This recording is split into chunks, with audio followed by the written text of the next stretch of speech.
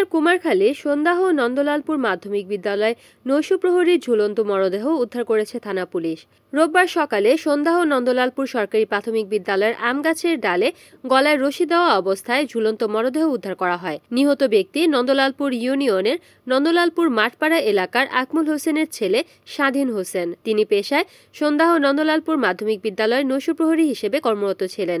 স্থানীয়রা জানান, রোববার ফজরের নামাজ শেষ করে বাড়ি ফেরার পথে তারা প্রধান সড়ক সংলগ্ন সন্ধ্যাহ নন্দলালপুর মাধ্যমিক বিদ্যালয়ের আমগাছে ঝুলন্ত মরদেহ দেখতে পেয়ে গ্রাম পুলিশকে খবর দেন এবং পরবর্তীতে কুমারখালী থানা পুলিশ ঘটনাস্থলে পৌঁছে মরদেহ উদ্ধার করে। এ বিষয়ে কুমারখালী থানার ভারপ্রাপ্ত কর্মকর্তা মোহাম্মদ সোলাইমান শেখ জানান, নৈশপ্রহরী ঝুলন্ত মরদেহ উদ্ধার করে ময়নাতদন্তের জন্য পাঠানো হয়েছে। ময়নাতদন্তের রিপোর্ট আসার পর মৃত্যুর প্রকৃত কারণ জানা যাবে। এ বিষয়ে অপমৃত্যুর মামলা হয়েছে। রিপোর্ট করেছেন কুষ্টিয়া প্রতিনিধি নাজমুল হাসান, NN টিভি।